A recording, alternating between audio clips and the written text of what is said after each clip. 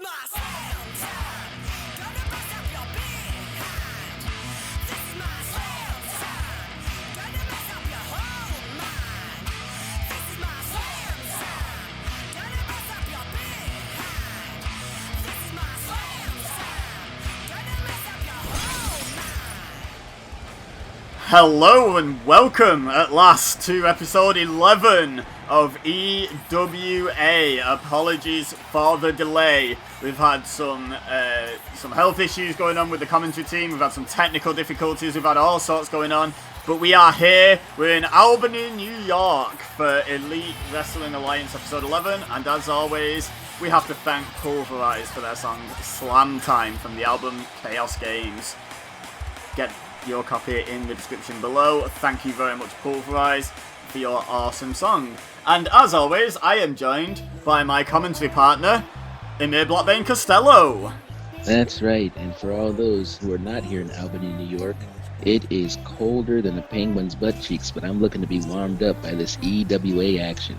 Yeah, and we're kicking things off today with the former EWA champion. If you haven't seen the Sunday special, Trapped, yet, you have no excuse, as it's been nearly 2 weeks now, because we're late. So, you've got no excuse for having that spoiled for you. But yeah, the former champion, Drake Doobie. He's dancing, but I'm sure on the inside, he's devastated about losing his championship. Yeah, you know what? I gotta say, I would be too. And it's difficult, especially when it's not a one-on-one match. But you know what? I have no doubt that Drake Doobie is going to bounce back, and we will see him with that belt again at some point. Yeah, and Drake Doobie, he lost the match in a triple threat. He did lose the match. He did get pinned for the championship, but like you say, a triple threat is just such a different environment. We always talk about the possibility of losing your championship without getting pinned, but there's also the possibility of losing your championship because you had your eye on the wrong guy and you get hit, blindsided with a move or whatever, So it's not just a risk. Oh, wait. Oh, Doobie's signaling for a microphone. Okay, well then. Let's see what Drake Doobie has to say. He's kicking us off with some promo time. He says, man. Yeah, he's missing something, alright. 1 week, 2 weeks, same difference. But yeah, I agree with the second part of that statement. He put up the fight of his life, and yeah, you can tell it's getting to him. Getting out here first. Oh, he's not mad about it. I mean, he's not happy, obviously. He gets out here first and cuts a promo, but he ain't mad. Out here on the streets of New York, that's called a front. Talk to the bosses. Uh-oh. Up on his cup. I'm not going to explain what that means. Neither are you, partner. Okay, so yes, a feature of EWA that we haven't encountered yet. There are contractual rematches. You lose your championship, you do get another shot at it. Oh. What's they do? Oh my god. Oh, what is Mammoth doing out here? Bane, explain. Well, I think Mammoth's just taking a little walk, around the backstage area and down to the ring, and Drake Doobie was in his way. How rude of Drake Doobie. Drake Doobie fighting back. I thought you were a fan of Drake Doobie. Why is your big monster attacking him? You know what I'm a fan of? I'm a fan of the EWA Championship above all else. Okay, and I think you gotta pay attention to the players that are in play and who's the barrier to entry? Who are the obstacles? Drake Doobie, I love the guy. I've got no problem with him. Except for currently, he's in our way. Yeah, Mammoth trying to take Drake Doobie out so he doesn't get his contractual rematch. That won't earn Mammoth a title shot though, right? In fact, it's likely to put him out of the contention with the EWA management because, they don't want to reward this kind of behaviour. Everyone will be doing it. Oh, look at that headbutt. Drake Doobie really struggling. Oh, he's up. He's kicked up, but Mammoth ready for him. Drake Doobie trying to fight back. He's got up a couple of times now, defiantly, but Mammoth got the jump on him, really blindsided him. So we'll see what he can muster up here. But he's not having a good time at the moment. He's not even had a chance to get his jacket and his headband off. The referee's powerless to stop Mammoth here as well. I mean, would you try and stop him? I don't need to try and stop him. No, but would you if you're in the referee's position? I wouldn't. Oh! Oh, no, no, no. No, the referee's smart enough not to get involved here. He's staying back at a safe distance. Oh, he drops the heart stopper. And, oh, threatens the referee as he went to check in on Drake Doobie. I think Mammoth's done. And thankfully, we don't have to see any more of that. Well, that's put a dampener on Drake Doobie's promo time. Will he still get his contractual rematch next against Payne, or are we going to have to find a new challenger? We'll have to wait and see what happens, see what Drake Doobie's condition is. Good job, Mammoth. That's why you're the man. I mean, blindsiding someone. Could have just challenged him to a match. Drake Doobie would happily have taken him on. Are you trying to tell me that Blindside, as big as Mammoth is, Drake Doobie didn't see him coming, then Drake Doobie's the problem? We saw Drake Doobie see him coming, but he still wasn't prepared. By the time he realised what was happening, Mammoth had hit him, you know? Oh, here we go. Jesus Christ. Yeah, someone coming out for an actual match, actually facing their opponent down. What a disaster this is.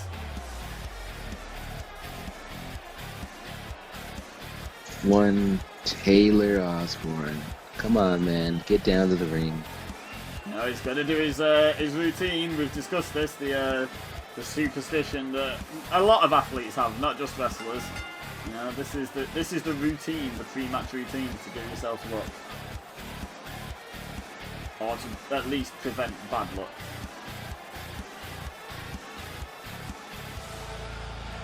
Yeah, you're right. At least Mammoth didn't waste his usual amount of time getting to the ring. Oh, he made haste.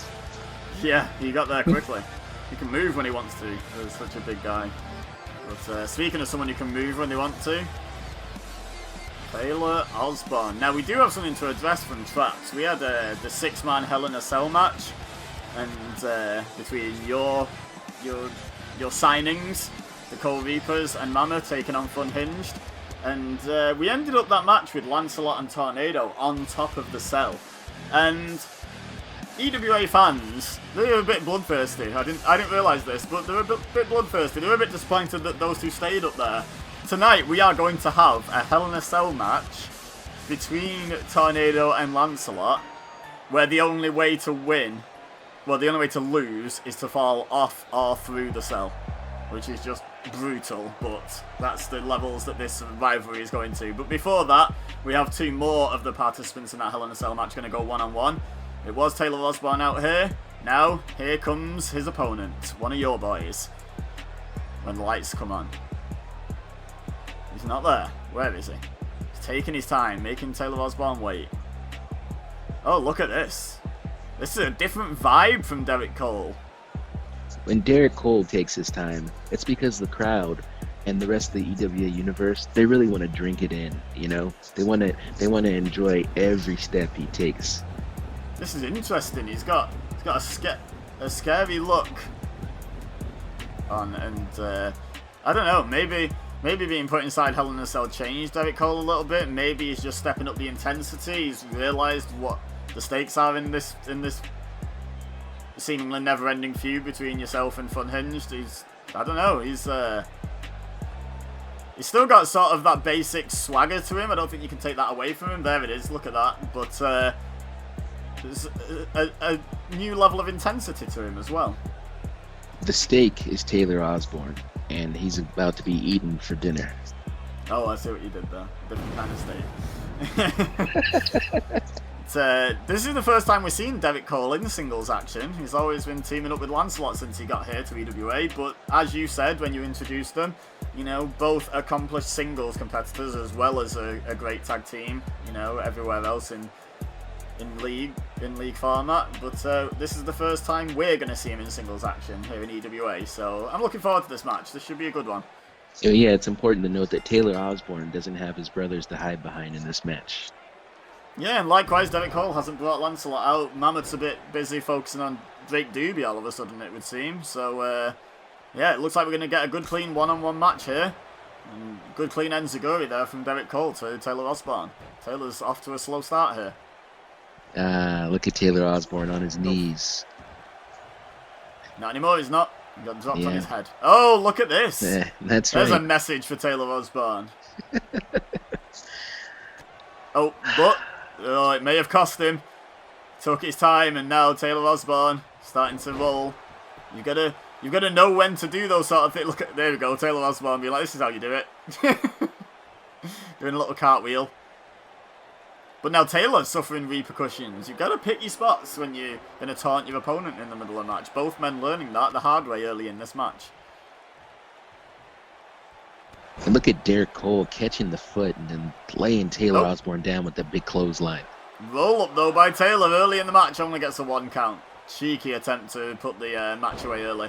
And Derek Cole doesn't appreciate it, kicks Taylor Osborne right in the face. Oh, powerful European uppercut, takes Taylor Osborne right down to the mat. Can we just take a minute to talk about how amazing Derek Cole looks? Just take a look at his physique. This man works out while he's sleeping.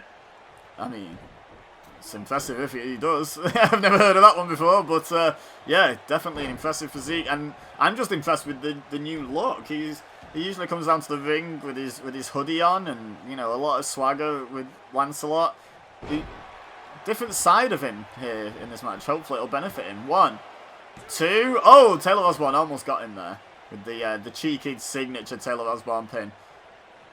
But yeah, I'm liking the new look. Taylor Osborne doesn't really seem like he's taking this match very seriously, but I know that's pretty much on brand for him and all of Funhinged. Yeah, it's part of Taylor Osborne and Funhinged mind games that they like to play with their opponents. It's not that they're not taking things seriously, it's just that they don't want you to think they are. And it's their way of trying to knock people off the game. But so far, not working against Derek Cole. He's got some experience against Funhinged, you know, more so than against anyone else in EWA, to be honest. Since they've come in, they've been embroiled in this feud between yourself and Taylor Osborne and his brethren. So, yeah, plus it's worth mentioning that it's tough to play mind games when you haven't got a brain in the first place. I assume you mean Taylor Osborne, not Derek Cole. Absolutely. Oh, okay. Come on. Just the way you said it, it's tough to play mind games when you haven't got a brain. That sort of implies you talk about the recipient of the mind games, but I knew what you meant. I won't try and drive a wedge in your little team. Taylor Osborne, I think, has proven several times over, in fact, that he does, in fact, know what he's doing in there. He gives that impression that he doesn't. Look at that, getting the distance so Derek Cole couldn't hit the top rope move, and now back in control. He knows what he's doing. He just likes to give off that impression he doesn't. A false sense of security. Just when you think he hasn't got a plan, boom, the plan reveals itself. And go into the well with the head scissors once again is Taylor Osborne. He loves using that move, and you can see why. Works for him. Derek Cole, he's got to adapt here on the fly. He's got to pay attention to what Taylor Osborne's throwing at him. Uh-oh. Is it time? Flippity, kickity. It is. He got him. Right on top of the head with that flipping kick. That's a lot of momentum and force coming down on the top of your head with that kick. Oh, but Derek Cole, look at that. Catches Taylor on the way over.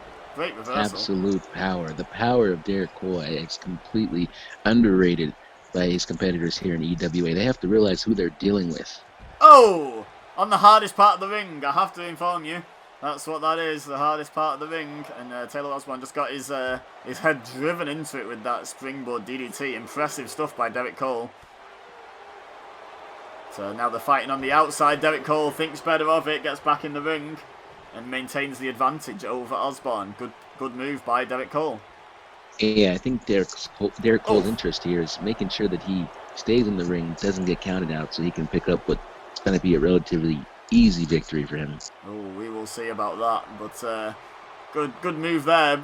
Feigning the neck breaker, then just hitting Taylor Osborne in the back of the neck. And dragging Taylor neck first into the top rope. Great move, and now goes up top. Uh-oh. Oh, he's been caught with a UTO off the top. No way. Wow, from out of nowhere, as they like to say. 1, Derek, kick 2, out, Derek. That's it. It's Derek. over. No! Woo! Derek Cole kicking out at 2 9/10. Never I a thought doubt. that was Never over. a doubt in my mind. Never. Of course there wasn't. Short arm clothesline counter by Derek Cole, back in command. But, ooh, he was close there. What's he got in mind here? Oh, he goes for the spinning kick to the face of Taylor Osborne, but Taylor dodged it.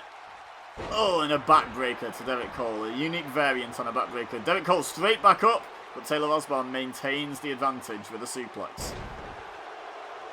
Great back and forth. And then Derek Cole back up again, showing his toughness. It's hard to keep Derek Cole down. In fact, it's impossible. Ooh, that's a strong word, but it's certainly difficult. Oh, this might do it, though. That's a second UTO. No. Again, kind of from out of nowhere. 1, What? 2. He His got hands it. This referee needs to do his job. I mean, come on, Derek Cole's hand's clearly in the rope. Come on, Oh, ref. I don't know about that. It was close, but we couldn't tell from our angle. The referee had a better view than us. I don't know about that.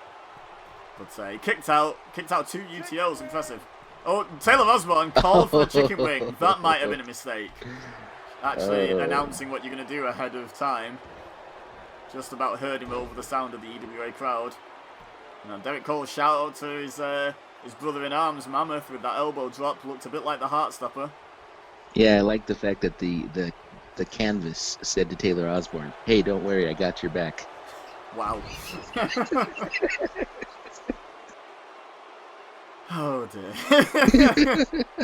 We've got nothing for that. Oh, Taylor Osborne. Referee didn't see that. Raking the eyes of Derek Cole. He went above breaking the rules a little bit, Taylor Osborne. But conversely to a lot of people where that makes them unpopular with the crowd, that just makes Unhinged more popular with this audience. Oh, There great we go. shot on clothesline. Look at that, scurry straight into the pin. No wasted motion there. 2. Oh, Taylor Osborne kicks out at 2. Been a good back and forth match. It's a close one, partner. Yeah, you're right. I have to give Taylor Osborne some credit here. You know, he is showing some resiliency here. Sunset flip. 1, 2. He's got him. He's got his shoulders down. Oh, that might be the closest pin so far. Even above the UTOs. That was crazy close. Put some respect on Derek Cole's name. You're not going to beat him with a roll-up. He was less than 1/10 of a second off that. Look at the man. You can't keep him down. Yeah, he's impressive. I am not denying that, but it was close. Oh, there's a kick to the head. Great move by Derek Cole. Tell me how my foot tastes. Goes up top, but then thinks better of it. He thinks, no, I've done enough here. And goes to pin Taylor Osborne. Was that a mistake? It's over. It's over. No, he still got him. Good result for Derek Cole there. Good victory, but a close one. Back and forth match. Great opener, I would say. Good result for your guys. And then Derek Cole sits in the middle of the ring. We've seen Funhinged take a seat in the middle of a match before. Is this a little bit of a message, maybe? We're just trying to show Funhinged who's really in charge here. And don't get me wrong, Taylor Osborne, he competed. He did everything he could, but it's important to note that his best just wasn't enough. Yeah, I have to agree with you on this occasion. Absolutely. Anyway, the cell's been lowered to near the ring. So you know what time it is? Tornado and Lancelot. One of these men is going to take one hell of a fall to finish this match. And as much as I'm enjoying this feud, I'm honestly not looking forward to this. I don't want to see either man take a bump of this magnitude. But the EWA fans are bloodthirsty. So are both sides of this rivalry. Both of these men agreed to these terms. This is going to be brutal. Yes, it is going to be brutal for Tornado. You know, and God help his parents and his family. Taylor, who will be nursing his own injuries in the background. Tornado, unfortunately, his career ends here tonight. Well, you're super confident, but with the sort of rules where it's just fall off or fall through the cell, you don't have to be pinned for 3, you don't have to submit. One wrong move, one wrong step, and that could be the difference between victory and disaster for either of these men. I know you're confident in your men's abilities, but this isn't any ordinary match where where it comes down to skill and grit and what have you. You can get unlucky and lose this match in a heartbeat. You know, I want to say something about Tornado because I've had a lot of time to study Funhinged and their tactics and what they do, and I gotta say, Tornado for me comes across as the most reserved member of the family. I wouldn't necessarily say reserved. I would say intense. He does less of the comedic stuff. There's still that degree. There's still that massive smile on his face as he makes his entrance, but it's a bit more of a sinister smile. He's not quite the, and I don't mean this in a disrespectful term, I mean this in the most traditional of terms, in fact. He's not quite the clown that Taylor Osborne and Thorne can be.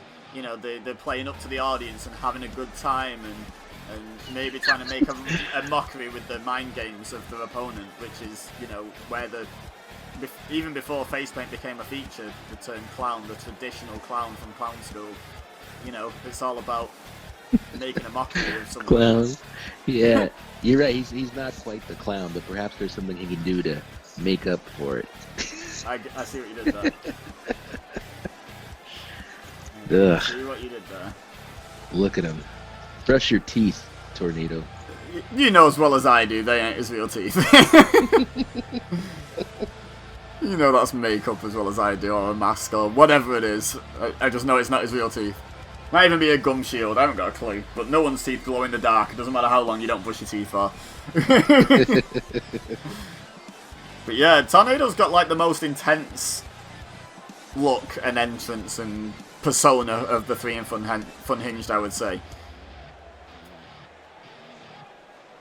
Yeah, I agree. Yeah, if I'm honest, he's very intimidating, which is fine by me, because not only do I not have to get in the ring with him, but in order to get to me, he'd have to get through three of the most fantastic athletes that this business has ever seen. Yeah, and as intimidating as Tornado can be, I don't think this man is easily intimidated. You know, like, you've sung up both their credentials worldwide.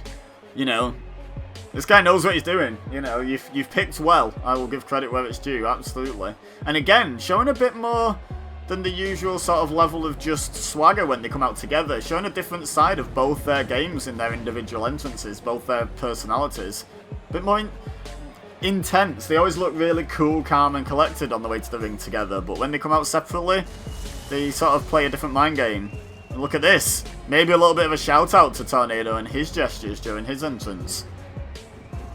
Yeah, I mean, whether we're sitting down in the middle of the ring or whether we're being super dramatic on our way down to it, we just want Funhinged to know that we are the ones who are the master of the mind games. We're in their heads, not the other way around.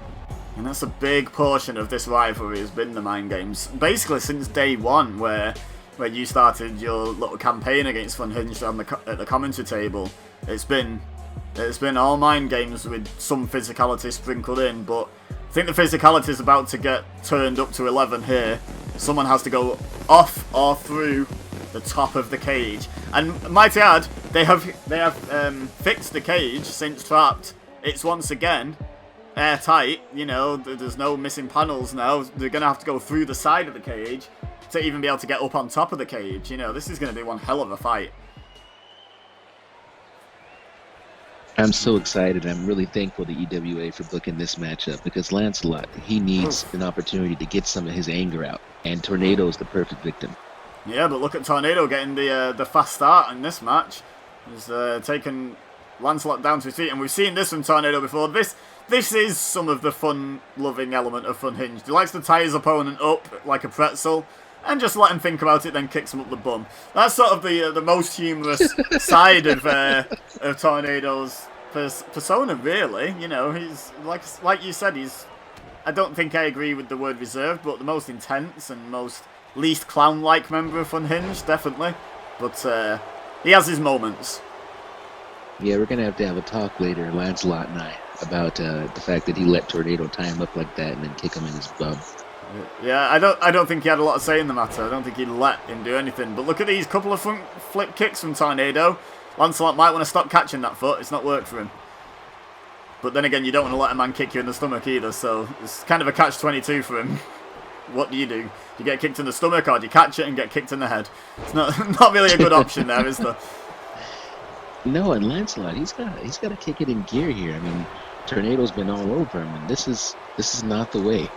Yeah, Tornado's had a really good start to this match, and these two, you know, Trapped, they both escaped the cage. Lancelot put Tornado through the side of the cage, and then both men decided it would be a good idea to climb up on top of the cell, and that's where they finished the match. The match ended with those two fighting back and forth on top of the cell.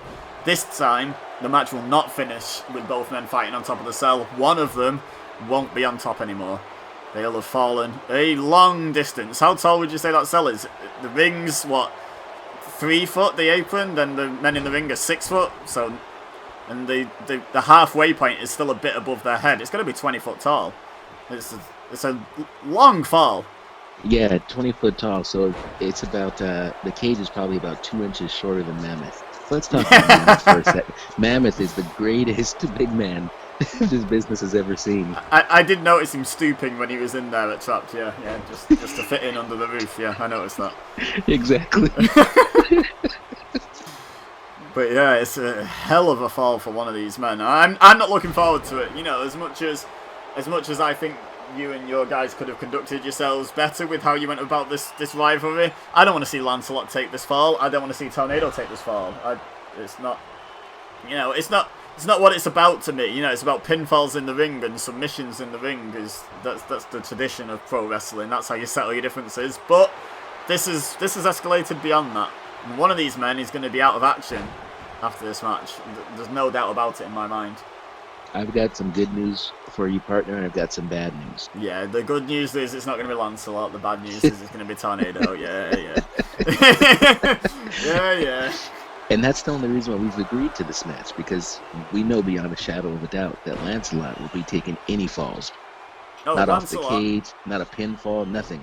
Applying a submission there, the referee reminding him that he can't win with that, but he can do damage with it. There's no one stopping him applying submissions. Even if Tornado were to tap, the match wouldn't end. Look at that. Stomp his hand out. Stomp the arm. How are you going to climb the cage if your shoulder's out? I mean, but that's a problem for Lancelot. He's got to climb the cage. You can't be doing that damage before he gets up the cage, otherwise this is a never-ending match. You know, he's got to be able to get up there. He'll get him up there. I'll have Mammoth come out and throw him up there.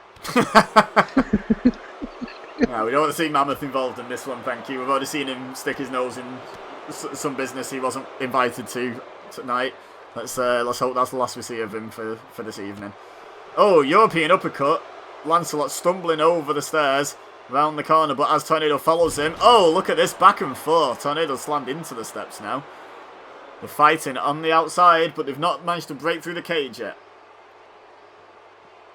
Oh yeah, it's coming. And you know what? Lancelot, as you mentioned, he put Tornado through the side of that cage last time, and I suspect he's going to do it again tonight. Well, one of them's got to put the other one through it, so 50-50 chance, but the referee powerless here, basically. The referee is just there to be the first response if someone falls through the cage and lands on the mat. You know, just the first one to check that they're okay. Like, that's all he can do here. There's no rules, there's no disqualifications, there's certainly no countouts. We have, by the way, in case anyone's concerned, instructed the referee he is not to follow them onto the top of the cage. He's to stay in the ring, and supervise from below. There's no need for him to be anywhere near this action, to be honest, once it breaks out the cage. By the way, I know you mentioned it was a 50-50 chance, but is it? I mean, I think so. I think, Tornado's had a great start against Lancelot here. This has been a really good back and forth fight so far. And I think either man could win this, but first things first, could break the cage using the other one as their projectile of choice. I mean, 50-50 sounds generous. This is Lancelot we're talking about here. Yeah. But this is also Lancelot who's being thrown around the ringside area by Tornado at the moment. You know, he's not infallible. He is great. You won't hear me denying that. Everyone here in EWA is great, but no one's infallible, especially... Oh! And there we go. As we were saying, Tornado gets the upper hand. Gets the first big impact of the match, putting Lancelot through the side of the cage. And this is where things really get interesting now, partner. Lancelot wanted that to happen. That was all part of his strategy. Of course, everyone always wakes up in the morning thinking, you know what I'd like today? I'd like to get slammed through the side of a cage. See, the thing is, you got to let Tornado build his confidence up. That way, when he gets tossed off the top, he won't see it coming. Super kick. Tornado is out on his feet. He doesn't know where he is at the moment. Lancelot electing to go up the cage first, as he did at Trapped, by the way. I want to say, if anyone is to be blamed for this situation we're in, it is Lancelot, as Lancelot was the one, after the cage was broken, he went up top. Tornado saw him and was like, well, I've got to go fight that man, but Lancelot was the one who brought the fight up here in the first place, and now we're in this situation. EWA Universe, I'd like to excuse my partner. I know you used the words blamed, but we're going to change that for the word thanked. If anyone should be thanked, it's Lancelot. The EWA Universe, they wanted that match on top of the cell, and now they got it because of Lancelot. I'm going to remind you of that when, there's the possibility Lancelot goes through the cell. I remind you that you have to thank Lancelot for that eventuality if that happens to him. Oh, suplex on the top. That could have been it, but the cage is made of better stuff than that. We have not rigged this cage to give way in any way, shape or form. This is still the legitimate cage that they were fighting in at Trapped. It's going to take some impact. And top tip, by the way, I mean, it's going to hurt Tornado more there, what Lancelot just did, but slamming him on the steel beams that connect the mesh, he's not going to go through them. Like, even Mammoth wouldn't go through them, and he's huge. Whoa, so close there, Cole. Stay away from that edge, man. Or Lancelot, stay away from that edge. Hey, get your guys right. But yeah, yeah, exactly. That's what I was talking about. That little misplacement of his footing, that could have been it for him. You know, that not only a loss but a serious injury, and that's what's at stake in this match. And also the chances. Wait, who's that? What is he doing out here? Why is Derek Cole climbing the side of the cage? You can see him in the bottom corner of the screen. This is a one-on-one issue between Lancelot and Tornado. Get your other guy out of here. This will never be a one-on-one issue. We're a family. We stick together. This is what we do. Funhinged are literally a family, and they didn't come out here first. I'm hoping one of them at least is watching backstage and can get themselves out here, even up the numbers game. They know better than that. This is unfair.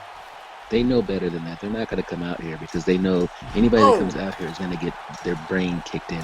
Well, looks like Taylor Osborne isn't afraid of that. He's climbing the cage now. That's slam, cheating. by the way. Had Tornado... yeah, okay, partner. Had Tornado been put through that cell by that suplex of Derek Cole, that's still enough to end the match. There's no disqualification, so there's no rule to say you can't be assisted through the cage or off the cage by an interferer. I was just hoping it wouldn't come to this.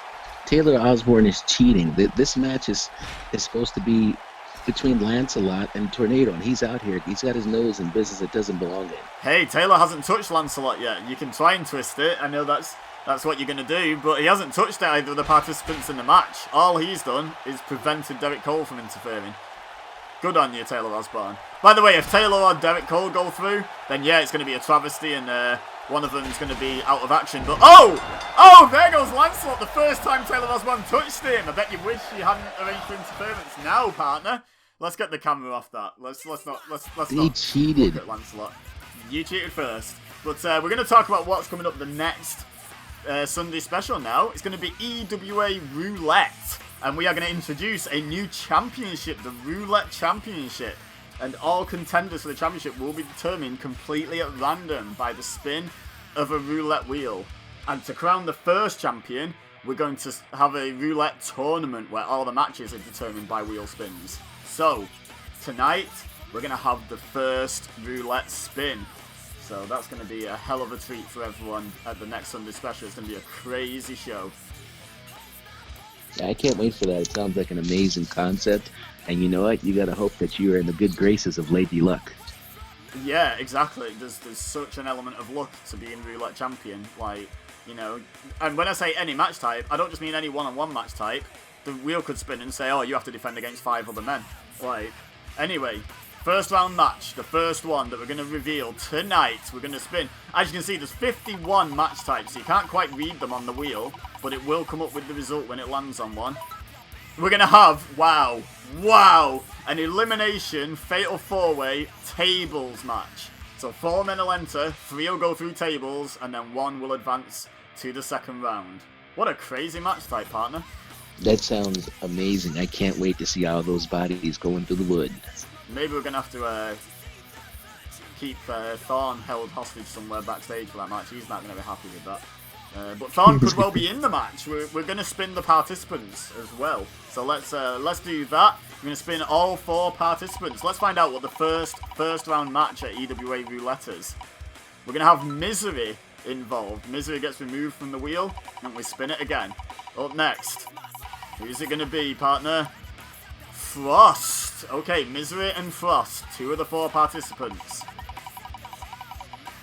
Up next, Kang is, wow, what a way to get introduced to EWA. You've only just started here and you're in the match like this. And the final participant, Jackson Blake. You may notice, by the way, Payne and Drake Doobie not on the wheel. So there's the confirmation of that match. It's going to be an elimination table match before those 4 wild. But yeah, Payne and Drake Doobie not in that match, because as far as we're aware, that's going to be the EWA Championship match, but we're waiting on an update on Drake Doobie's condition before we can confirm that, unfortunately. But, wow, what a match, partner. Yeah, it looks like it's going to be an amazing match. And I look at all the opponents there. Honestly, I don't even know who has the edge, in my opinion. No, I mean, again, a table match is much like what we just saw. A slip of your footing, you know, a misplaced step, and your partner could, not your partner, your opponent could then capitalise and put you through a table. Like, it's a lot more unpredictable than a normal pinfall and submission match. Now, here's another participant in the EWA Roulette Championship tournament, Alan Clark. He's not got his match yet, but he'll be participating. Alan Clark, he's a guy that I love to see no matter what he's doing. And man, I gotta tell you, this guy is like kid perseverance, amazing resilience. In his matches, if somebody ever does manage to keep him down, they gotta throw everything, including the kitchen sink at him. Yeah, absolutely. That's his reputation here in EWA. He never says die. He fights right up until the end. He's got a very good win-loss record. He's barely ever lost. He hasn't lost at a Sunday Special yet either. So, in your mind, would that put him as one of the favourites for the Roulette Championship tournament? Or what are your feelings on that?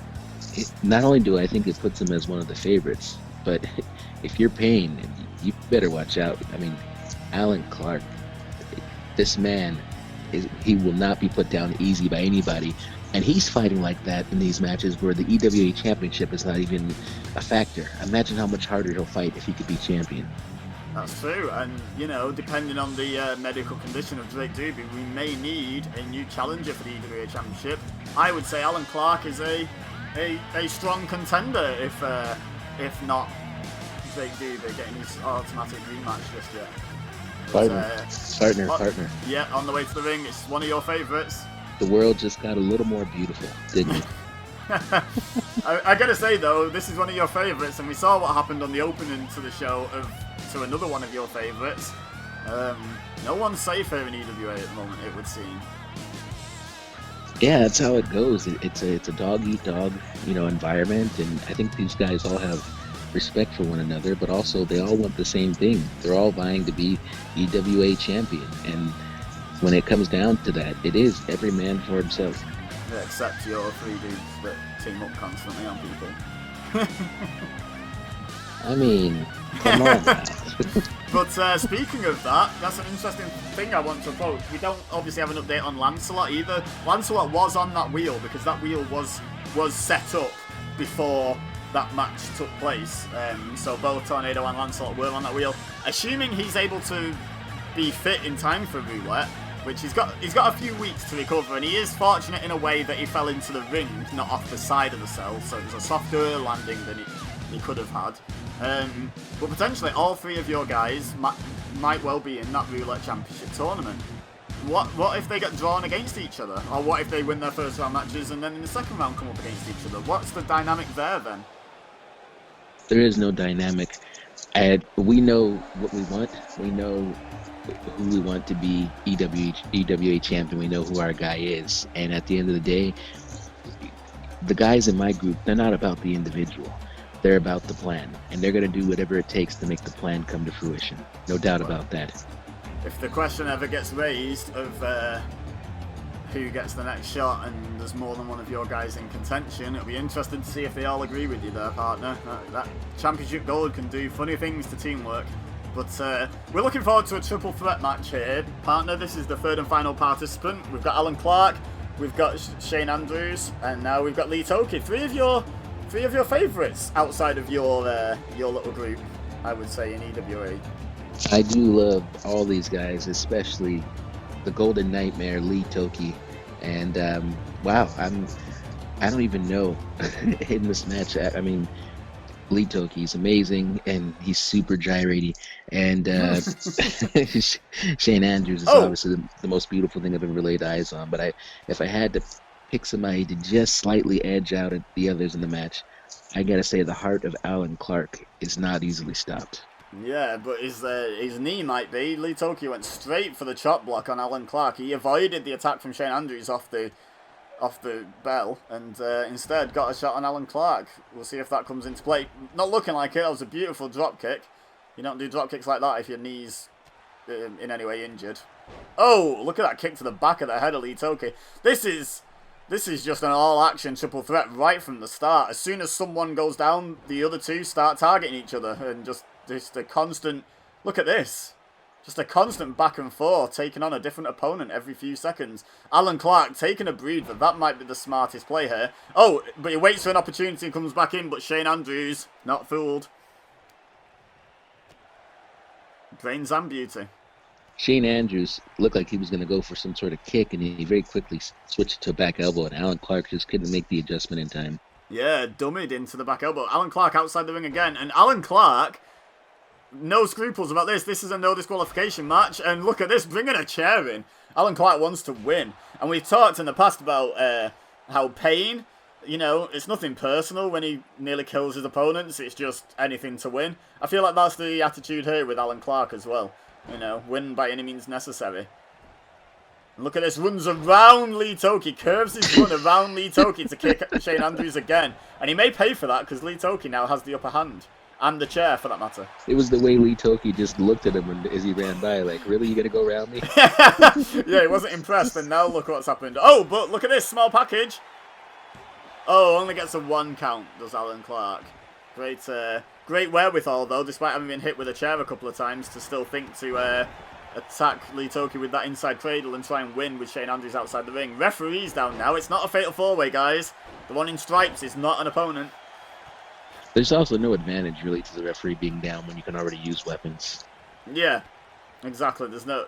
And all three of these guys, fan favourites and tend to stick to the rules. They're not adverse to using a weapon if weapons are allowed, but, they won't tend to cheat anyway, so there would be no advantage taken, I'm sure, if the referee was down anyway. But, look at this. The referee's back on his feet. Have we had an episode of EWA yet where the referee hasn't ended up getting taken out? I'm not sure we have.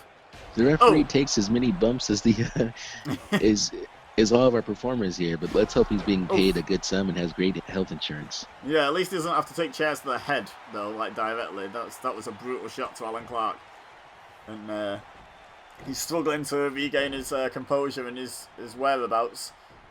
But now Shane Andrews looking to capitalise. There's a back elbow, though. Look at these two. These two are going to go at it. Good back and forth, I expect, from these two. Back elbow from Alan Clark. Oh, what's he got in mind here? Hooks him up. Nice vertical suplex on Shane Andrews. And now Lee Toki's back up. There is no wrestler with him. Oh, that was right on the chair. Yeah, with that cutter. Alan Clark has got to be hurt. Lee Toki's got to go for a pin on Alan Clark. That's the smart play. Nope, he's going to entertain the fans for a second. Maybe he doesn't feel he's done enough to A, pin someone, but B, for the other person to stay down and allow the pinfall. There's two elements in a triple threat match. I'm sorry, Lee Toki thought he was about to do something with Shane Andrews.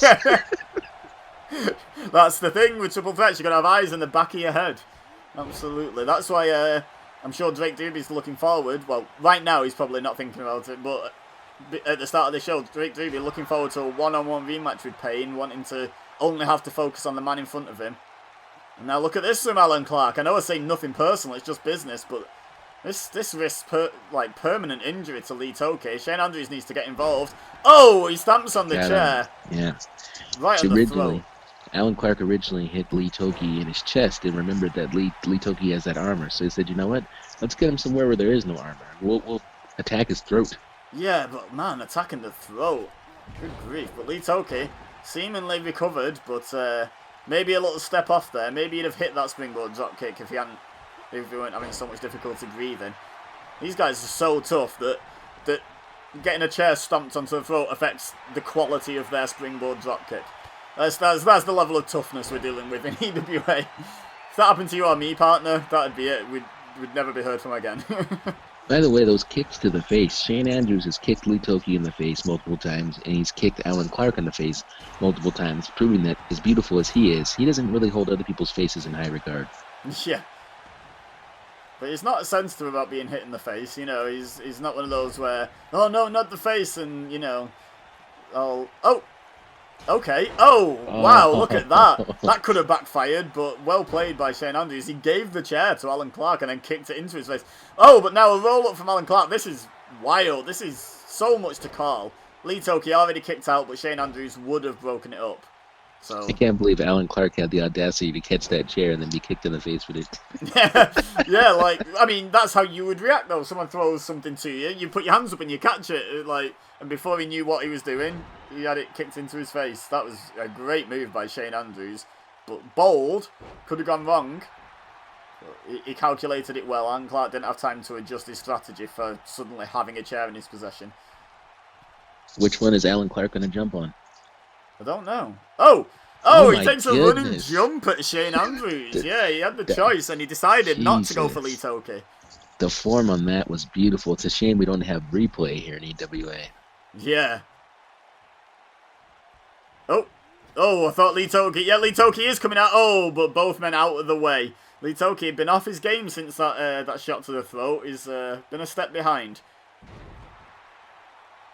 Missing his high-impact moves and stuff. Shane Andrews out on the outside. This is your opportunity here, Alan Clark. Is he dragging Lee Toki into position? I think he is. I think I know what he's got in mind here. Oh, he's up. Oh, Lee Toki gets the knees up. Great counter. Blocks the crown jewel, which Alan Clark has a great success rate of putting people away with that move. So, good move by Lee Toki not to let him hit it. Shane Andrews really struggling to his feet on the outside. Finally gets back in. And then kicks Lee Toki in the back of the head. That'll do it.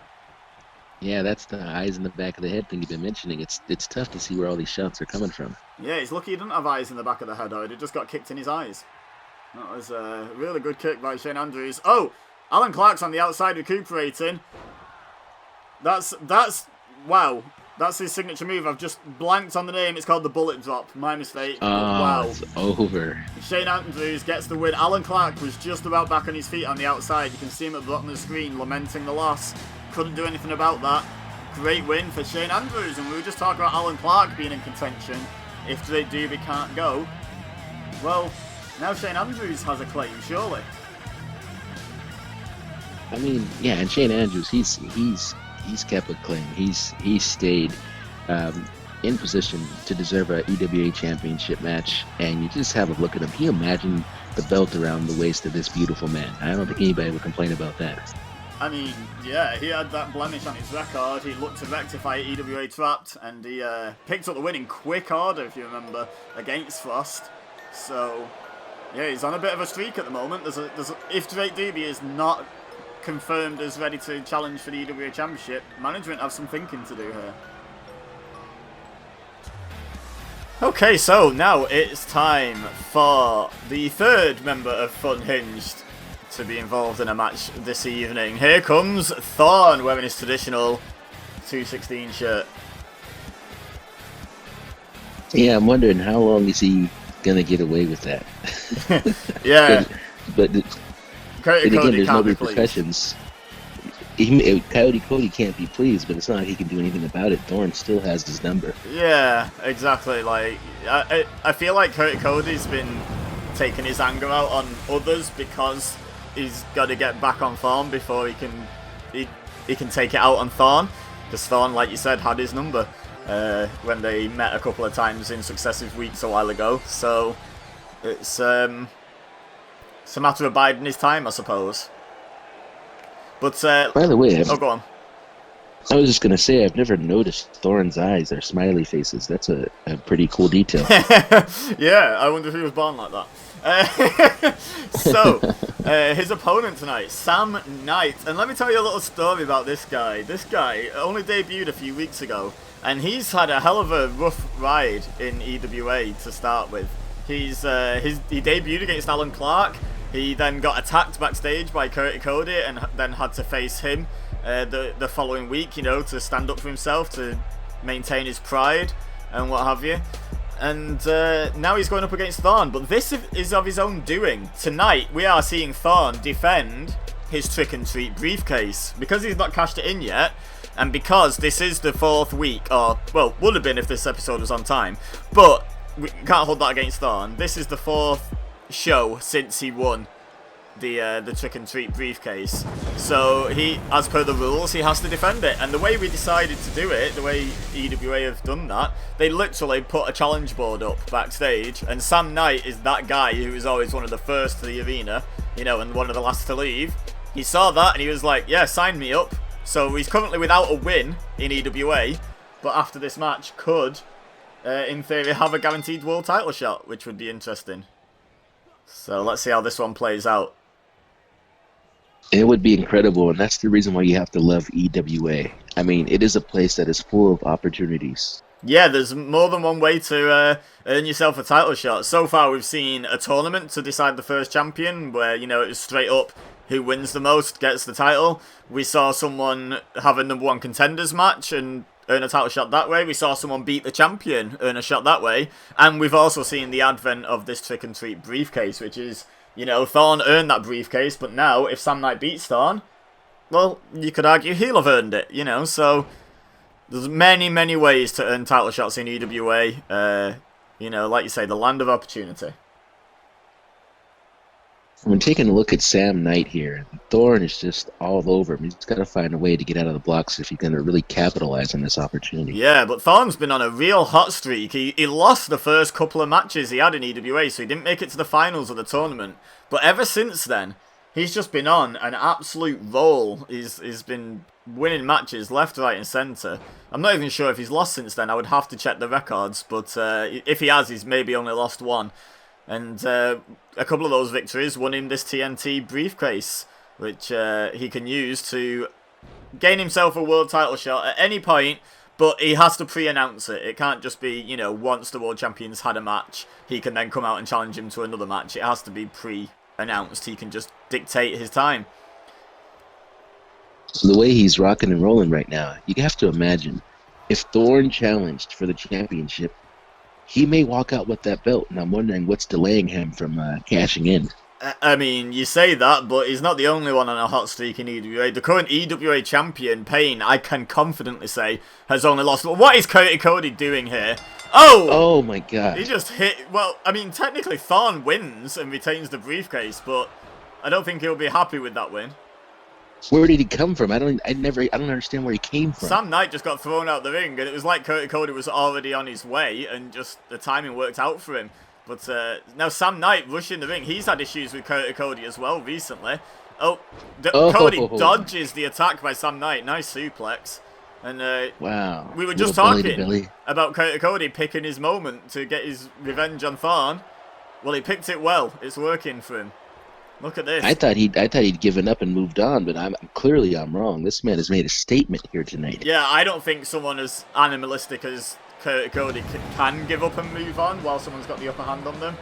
I think that's always going to play on his mind. Anyway, I suppose we should move on to the next match. Sam Knight won't be happy with picking up the loss there through no fault of his own. But I'm sure Thorn won't be happy with that result either, you know. He's a competitor at the end of the day. But now we have Misery out here. Misery. What evil thing is he going to do in the ring tonight? Yeah, hopefully pick up a win. He's been on a little bit of a mini streak of his own. He had a rough start in EWA, but he picked up what many called, and I would be inclined to agree, an upset victory over Alan Clark a few weeks ago now. Then he beat Richard Anderson in a brutal Falls Count Anywhere match.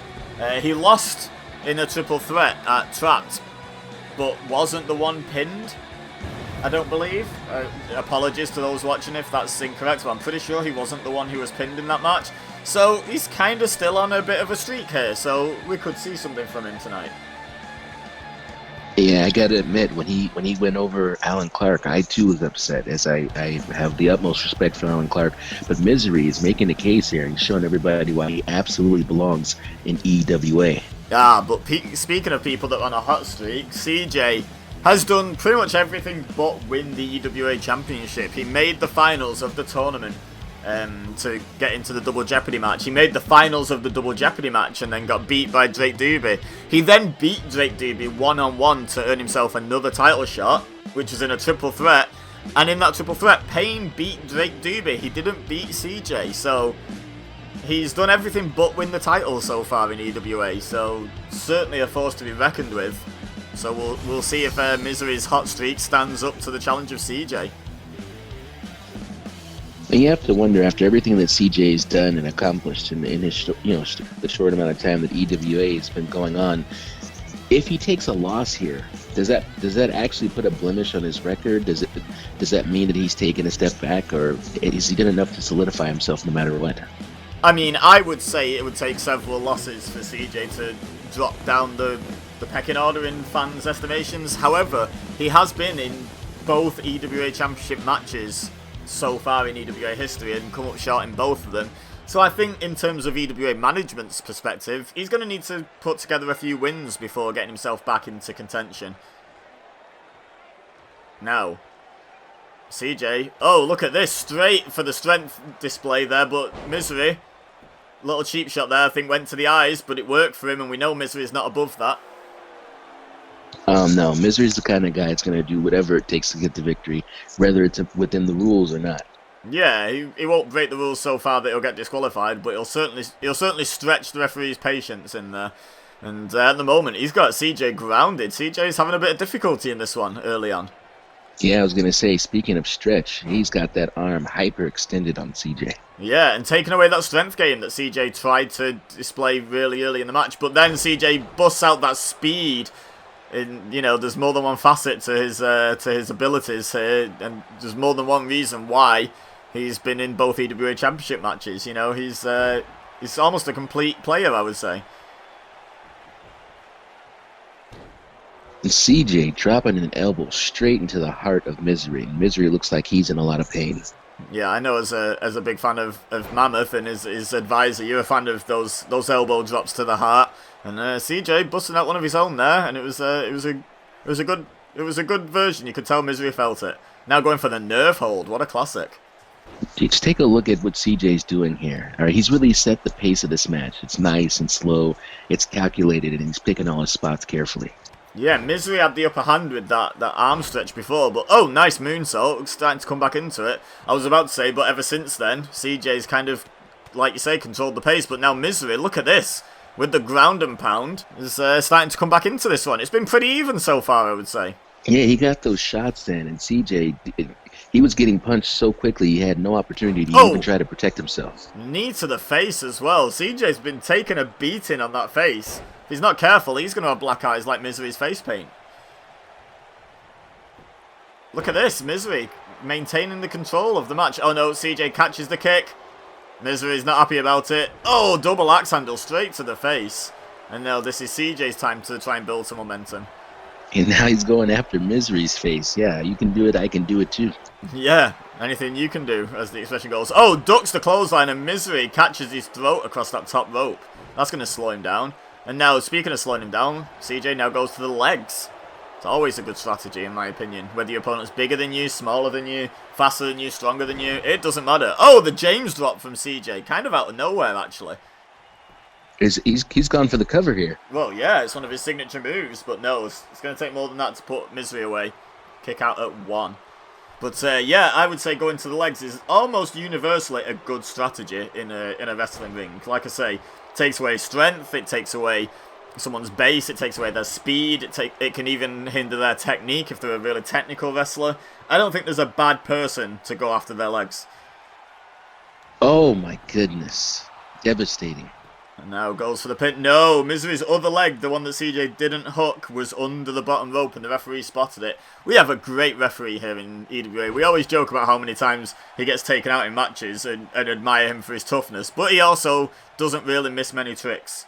So, kudos to our referee.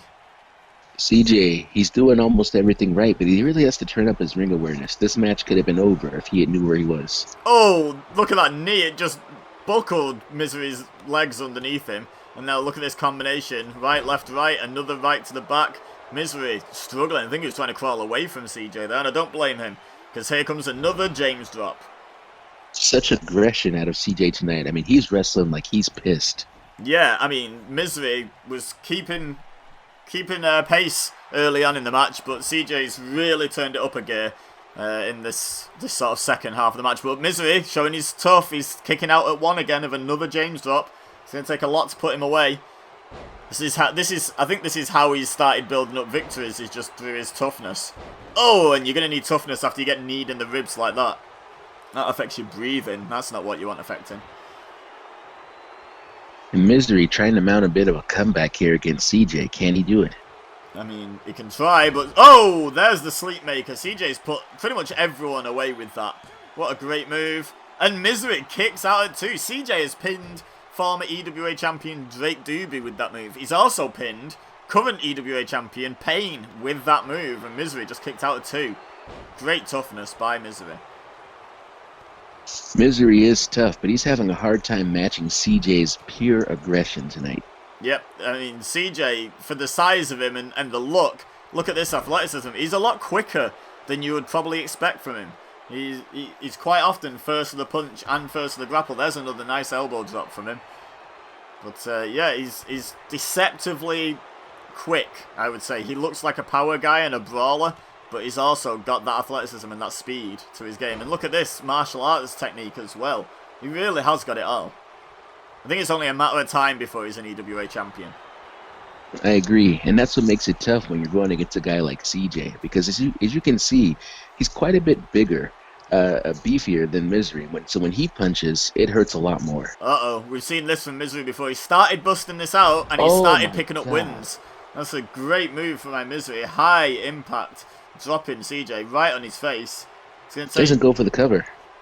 Oh! Went for an Enziguri though, and CJ dodging a stomp, dodging an Enziguri, showing that speed, and then look at this, straight into the power game. Showing exactly what we've been saying on commentary all through this match, that he's just the complete package in terms of speed, power, technique, everything. And toughness. Like I say, certainly a champion in the future.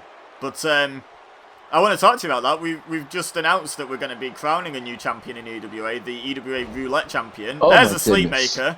I'll ask you the question after we see this pinfall, because this could be the end of the match.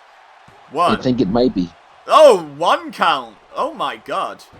Yeah, CJ rightfully showing some frustration. So let me ask you, both of these men are in the draw for the Roulette Championship tournament. Misery actually found out his fate in the first round. Earlier in the show, in a elimination fatal 4-way tables match, which is just crazy. 3 men gonna have to go through tables for that match to end. But CJ not found out his match yet, but he is in the draw. Do you think one of these men could be our first EWA Roulette champion?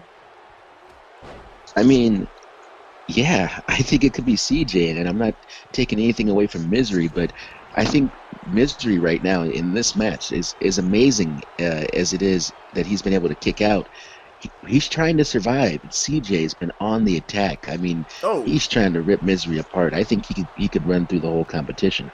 Oh, that might be a difference maker though. Clothesline to the outside, a rough landing for CJ. But yeah, CJ got to the finals of the first ever EWA Championship tournament. But the Roulette Championship tournament is going to be a little bit different. It's not going to be straight up one-on-one matches and accruing points in a round-robin format. It's going to be all kinds of craziness that we'll reveal over the coming weeks. But CJ's proven himself capable in a tournament situation. Could well be the first champion. Those shots to the head. He might not make it to the Roulette Championship tournament if he keeps getting kneed in the head. That's not something you want to happen to you. Yeah, CJ's got to learn how to protect his head. He's taking a lot of shots to the head tonight. Oh, speaking of a shot to the head, there's a variant on a Bulldog from CJ, and then a knee to the face of Misery. Anything you can do. There's been a bit of a common theme in this match, actually. Keep throwing back at your opponent what they've been doing to you. Now, what's CJ got in mind here? Oh, he's going back to the leg. Again. Oh, that speed where he does that little go behind is incredible from CJ. I don't think I've seen anyone move that fast in an EWA ring. He's in front of them, and then half a second later, he is directly behind them. It is incredible. There's another Sleepmaker. It's got to be it. I agree. That's the third one. No! Oh my goodness. At this point, I'm frustrated for him. Yeah, you can see the frustration building in CJ, and you cannot blame him. Usually, you try and talk in commentary about how they have to keep the mind in the game, but how can you when someone's kicked out your best shot 3 times? There's a James drop, immediately following a Sleepmaker. Oh That's my enough. goodness. That's enough. A cumulative like range of damage is enough to put away Misery eventually. He had to do 2 signature moves in a row. What a great victory from CJ, and what a great display of his toughness by Misery. Yes, I mean CJ, we all expect him to pick up wins, and this was a great one for him. But also, hats off to Misery, just showing how tough he really is. Yeah, only a fool bets against either of these men having a great tournament for the EWA Roulette Championship at the next Sunday special coming up. But yeah, congratulations to CJ for picking up his yet another win in EWA. He's another one where we were talking about Thorn being on a roll and Payne having only taken 1 loss. I think CJ's very few losses have mostly been the championship matches. He's barely lost anything else, like a tag match here. I think he suffered a loss to Lee Toki in a 1-on-1 match. I'm not sure, but he loses occasionally, but it's very rare that he suffers a loss, and that's going to be worrying for other contenders for the EWA Roulette Championship. Now, guess who it is? Look who it is. Oh, it's time for Payne. Yeah, this is a non-title match, obviously. We have to establish a contender. It's not going to be Drake Doobie. He got taken out earlier, cough, partner, in the show, so it's definitely not a rematch right here. But, a non-title match, huge opportunity if you face the champion. If we saw CJ beat the champion, then he got a title shot. Simple as that. It's not always going to be immediate, but it certainly puts you in contention. So, Payne, the new man with the target on his back. He's got the lovely blue circle on his front, and he's got a massive circle on his back that is a target. Look at Payne's vest, by the way. I don't know if it's always looked like that or if it's just starting to look different to me, but it seems really highlighted with that belt around his waist, and Payne is looking fantastic. Yeah, all comes together nicely with the belt. He looks right with the EWA Championship around his waist. I think there's very few people that would try and argue that Payne is not a deserving EWA champion. A lot of people maybe wanted Drake Doobie to have a better run. There's that fist he uses for the the exact opposite, in fact, a fastball punch that I love so much. One of my favourite moves in EWA. Yeah, I know, right? but yeah, a lot of people may have been rooting for Drake Doobie, but he's not giving away any of his championship winnings. No. Yeah, a lot of people might have wanted Drake Doobie to have a longer championship run, but no one's going to deny that Payne deserves it. And now, Richard Anderson, coming off a big win himself at Trapped in a triple threat with his 2 rivals, Misery and Lee Toki. He's going to try and build on that momentum. If he beats the champion here, he's not had the greatest start in EWA history to his career, but wow, doesn't that boost you up the rankings somewhat if you beat the champion here? Absolutely, man. And I think that Richard Anderson, to say that he has a tall order ahead of him is a huge understatement. It's a huge opportunity, but how do you find a way to beat Payne? Yeah, especially knowing the way Payne seems to work and seems to tick, I think that Payne might be more intense tonight than usual. He knows he's got that target on his back. I think he's going to want to make a statement here and warn people. Maybe don't come after the champ. And he starts with a huge Superman punch and then a belly to back suplex. Like I predicted, making the hot start. But now Richard Anderson fighting back. Payne's in for a fight here. Richard Anderson's going for it. Look at that kick to the face. Oh, this should be good, partner. Yeah, I think this is going to be good. I anticipate Payne just trying to shred Richard Anderson so he can ward off anybody wanting to come after him afterward. But Richard Anderson, he's going to fight back every bit. Yeah, everyone steps the game up when they're facing the champ, and Richard Anderson showing here, he's going back and forth with Payne, but kick to the face, knocked him down. He didn't go right down though, he went down to a knee, and then comes back with the judo throw. Great competitive start to the match, as we often see here in EWA. Look at this, back and forth, short arm clothesline now from Payne. Yeah, it's a beautiful lariat there. He's feeling it. Uh-oh. In sync, we both say uh-oh. Look at the strength of Payne. Incredible. It's so scary when a man just grabs you by the throat. You can't do anything about it. Yeah, and I'd say even more scary than that is then when he straight arms you up above his head. Like, when someone is that strong that they can just do that to you, that's concerning for me. I got to give it to Richard Anderson here. If somebody grabbed me like that and then slammed me down, I might find a way to get out of the ring as soon as possible. But he just went right back into the fight. I might just quickly shout, pin me, and stay down for 3, if I'm honest, if Payne hit me with that move. Like, I think I'd be quite happy to just lie there and just count lights. But great suplex by Richard Anderson. This is why I'm not an EWA wrestler and Richard Anderson is. He is not backing down from the champion. Oh. Painmaker, kind of from out of nowhere. It's been really back and forth so far this match, and then Payne just with the big shot. Doesn't think he's done enough to put away Richard Anderson yet. Uh-oh. Oh, no. He's not going for this again, is he? We've seen this before. Hate to see it. A couple of people have had to take time off after taking this move. Hopefully, it doesn't do enough damage to Richard Anderson. Oh, my goodness. And hopefully it doesn't do enough damage to Payne. We don't need our champion getting injured. That's a big bump for him as well as Richard Anderson. Fans think it's awesome. Richard Anderson is probably inclined to disagree right now. Wow, is he going to pin him right from there? I mean, yeah, rightly so. That's a hell of a shot Richard Anderson to take. But that time it took for Payne to get him back in the ring allowed Richard Anderson to recover. Kicks out at 1.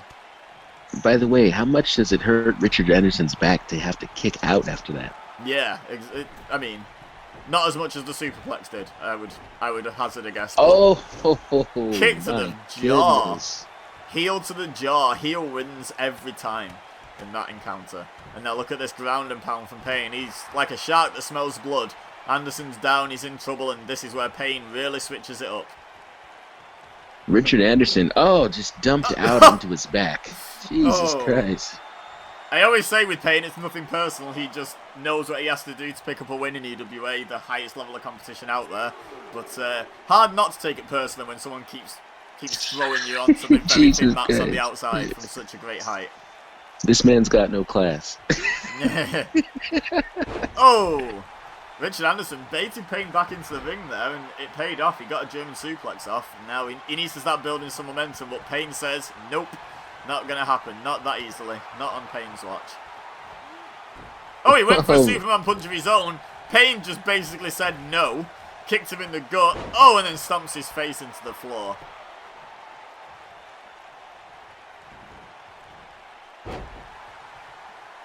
Richard Anderson really feeling the pain, no pun intended. And here we go. Here we go. Here's the wind-up. Fastball. Good block by Richard miss. Anderson. Now, what's Anderson got in mind here? Picks him up for a power bomb. Buckle bomb.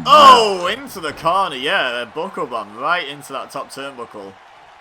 Saying, if I'm going to have a sore back, so are you. Yeah, exactly. Payne was also, when he gives people that bump off the top rope, he has to take it as well. Yeah. You match that with a buckle bomb, and now Payne's back may be in bad shape here.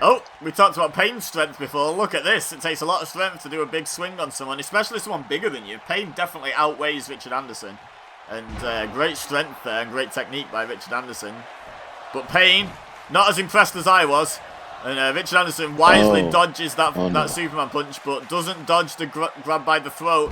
Payne is incensed. He just got swung around, and instead of most people feeling pain, again, no pun intended, he just feels anger about that. Yes.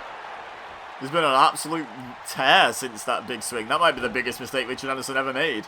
Look at that maneuver. He tackles him down, switches in between side control, gets on top of him, and just punches him in the face. Yeah, he picks his spot beautifully. It's not just a brutal ground and pound, it's a very nice technical ground and pound. He, like you say, he switches side controls, he picks his spot. Richard Anderson hasn't got an offensive move in since that big swing. Payne has just switched gears, just stepped it right up. There's an offensive move. I mean, it's a defensive maneuver, but he blocked the spear with a knee to the face. And in anyone's book, a knee to the face is quite offensive. And now look at this, trying to roll him up as he's got him staggered. One. No. Going to take more than that, but good thinking by Richard Anderson while he had Payne out on his feet. Yes, so smart, Richard. And he's going to go for it again here. Gets the roll up. No. Payne kicks out at nothing this time. Referee wasn't even down, but it was a lethargic kick out. Whoa, what a clothesline. Yeah, dodges the Superman punch, stays out of range, and then hits a clothesline of his own. Richard Anderson coming back into this. He's got him. Oh, no, I thought he was going for that crucifix powerbomb that he loves to put people away with, the redemption. but Payne flipped out of it before we could ever find out. And there's a stunner. That's how he won the EWA Championship, and that may be how he puts away Richard Anderson here tonight. I think he's got him. 1, 2. No! Richard Anderson kicks out of the stunner. Payne can't quite believe it. Not many people actually kick out of the stunner. He tends to put people away with that, so great resilience by Richard Anderson. Richard Anderson is doing, he is definitely holding his own here against Payne. You got to wonder, even if he loses, could the argument be made that he deserves another chance at the EWA champion? I mean, if he loses, I would say probably not. There's a hell of a long line for the EWA champion. If you lose to him, you ain't at the front of it. But yeah, he's making a great show for himself nonetheless, but definitely wants to be working towards picking up that win here. And giving himself a shot. There's a painkiller. Yeah. Getting a win here might have just turned into a problem because Payne is operating on another level. Yeah. It's difficult to fight against Payne. Oh, look at that spear on the rebound. You see the acceleration through Richard Anderson. There's 2, and there's 3. Big win for Payne. Big performance by Richard Anderson, but you don't earn a title shot with a big performance. You earn it by winning. Great first victory as champion for Payne. Congratulations. Oh, here's Alan Clark. Is he going to attack Payne from behind? No. He just stares down Payne as we go off the air, and Alan Clark may be trying to make a claim for the EWA Championship. This is my